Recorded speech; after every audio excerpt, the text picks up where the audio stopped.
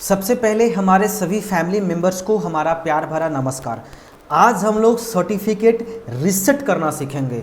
अगर सर्टिफिकेट में कुछ गलतियां हो गई हैं, कुछ नेम गलत हो गए हैं, कुछ एड्रेस गलत हो गए हैं, जो भी गलतियां आपके सर्टिफिकेट के अंदर हो गए हैं, उसको कैसे चेंज करनी है और दोबारा कैसे सर्टिफिकेट को रीजनरेट करनी है। ओके, एक बार सर्टिफिकेट जनरेट होने के बाद वो लॉक हो जाता है।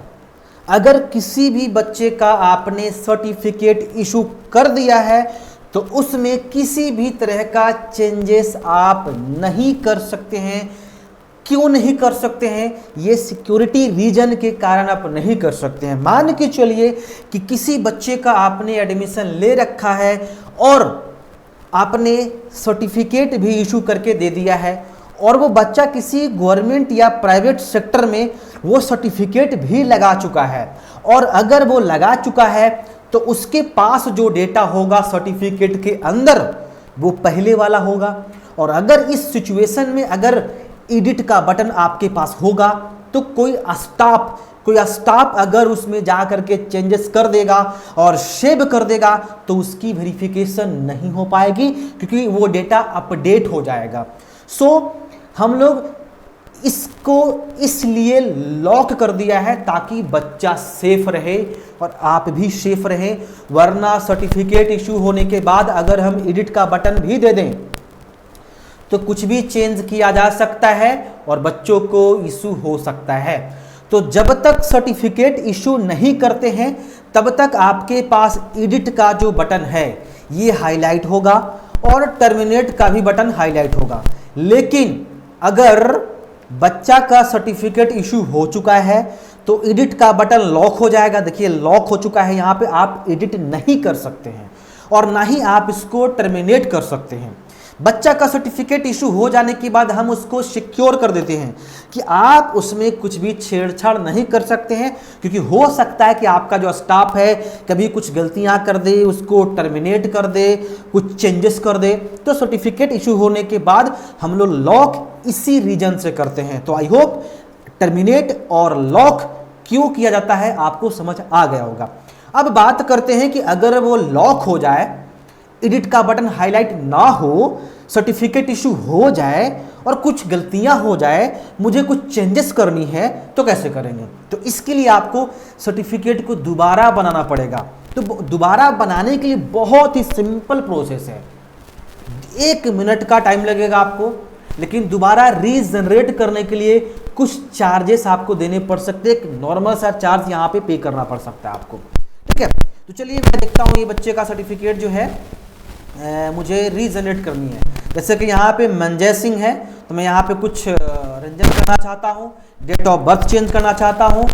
देखिए सर्टिफिकेट इशू हो जाने के बाद आप सेशन और कोर्स नेम चेंज नहीं कर सकते हैं, बाकी फोटो जितनी भी डिटेल्स है सारे डिटेल्स आप चेंज कर सकते हैं। तो देखिए एडिट का बटन हाईलाइट नहीं है। अब मैं यहाँ पे जाऊँगा रीसेट सर्टिफिकेट, तो रीसेट सर्टिफिकेट में मैं क्लिक करूंगा, ठीक है। अभी मैं क्या करता हूँ ना आपको दिखाने के लिए, मैं ना सर्टिफिकेट डाउनलोड कर लेता हूँ। सर्टिफिकेट डाउनलोड करूँ या मार्कशीट, दिखाने के लिए डेमो के लिए कोई भी कर लेता हूँ मैं, ताकि आपको दिखाया जा सके कि अभी इस सर्टिफिकेट में इसका नाम क्या आ रहा है और सर्टिफिकेट दोबारा जनरेट करने के बाद उसमें क्या नाम आ रहा है। तो मैं इसके लिए मैं इसको डाउनलोड करने वाला हूँ। पहले अभी मंजय सिंह से आ रहा है तो मैं पहले सर्टिफिकेट यहाँ पे मैं डाउनलोड करने वाला हूँ। मैंने यहाँ पे सर्टिफिकेट ओपन कर लिया, ठीक है। ये सर्टिफिकेट व्यू हो रहा है, सर्टिफिकेट को आप देख रहे हैं। अगर डाउनलोड करनी है तो यहाँ डाउनलोड बटन दिया हुआ है। तो यहाँ पे नेम देखिए मंजय सिंह है, तो आप यहाँ पे डाउनलोड भी कर सकते हैं चाहे तो आप। तो यहाँ पे व्यू दिखाया जा रहा है, तो जैसे ही मैंने व्यू करा मुझे लगा कि गलत है तो कोई बात नहीं, या डाउनलोड करने के बाद आपको पता चलता है कि सर्टिफिकेट में कुछ गलतियाँ हो गई है तो कोई बात नहीं, मैं यहाँ पे डाउनलोड करके रख रहा हूँ ताकि आपको दिखा सकूँ। तो मैं डाउनलोड कर लेता हूँ, मैंने डाउनलोड कर लिया, डाउनलोड फाइल में हो गया। चलिए अब मुझे इसको रीजनरेट करनी है, कुछ गलतियाँ हो गई है। तो मैं यहाँ पे रीसेट सर्टिफिकेट पे क्लिक करूँगा।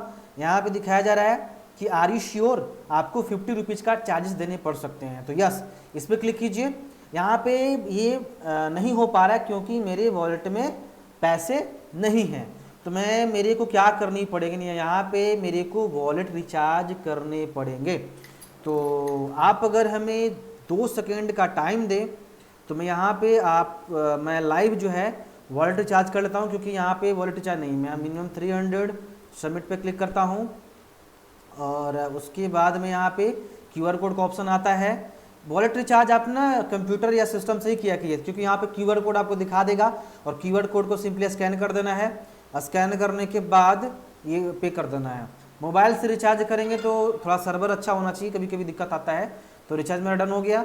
अब यहाँ पे देखिए, थोड़ा सा वेट कीजिए, मैंने यहाँ पेमेंट कर दिया है, तो थोड़ा सा वेट कीजिए। पेमेंट सक्सेसफुल हो गया, मेरा पेमेंट सक्सेसफुल आ गया मेरे को। अब ये थोड़ा सा रीडायरेक्ट करेगा, ये ऑटोमेटिक मेरा रीडायरेक्ट कर दिया और देखिए पेमेंट सक्सेसफुल मेरा आ गया। और वॉलेट में मेरा देखिए इसका ट्रांजैक्शन हिस्ट्री भी आ गया। आप इनवॉइस को भी डाउनलोड कर सकते हैं और डैशबोर्ड में आप मेरे वॉलेट में पैसे भी आ गए। तब मैं दोबारा जाऊँगा स्टूडेंट लिस्ट के अंदर और यहाँ पे मंजय सिंह, यहाँ पे मैं रजिस्टर्ड सर्टिफिकेट पे क्लिक करूँगा और यस पे क्लिक करूँगा। अब देखिए सर्टिफिकेट, देखिए जैसे ही मैंने रिसेट कर दिया तो बगल में आप देख सकते हैं कि जनरेट सर्टिफिकेट एंड मार्कशीट ये दोबारा आ चुका है। मीन्स आप इस सर्टिफिकेट और मार्कशीट को दोबारा आप जनरेट कर सकते हो, पहले आप नहीं कर सकते थे। तो चलिए, अब दोबारा जनरेट करने का मतलब क्या है कि मैं दोबारा कर दूं, जो चेंजेस करने हैं पहले वो कर लीजिए। देखिए यहाँ पे एडिट का बटन हाईलाइट हो चुका है। देखिए ये जो स्क्रॉल मैं कर रहा हूँ, अगर आपको इस तरह से स्क्रॉल करना है ऐसे, तो शिफ्ट बटन दबा के रखिए कीबोर्ड में शिफ्ट बटन दबा के रखिए और माउस का जो स्क्रॉल बटन है उसको से ऐसे स्क्रॉलिंग कर सकते हैं आप। कभी कभी होता है कि आप नहीं कर पाते हैं। हो गया। अब मैं यहाँ पे एडिट पे क्लिक करूँगा और मंजय सिंह है, मैं यहाँ पे करता हूँ वर्मा। ठीक है, वर्मा एग्जाम्पल के लिए मदर्स नेम में मीना वर्मा, कुछ भी मैंने कर दिया।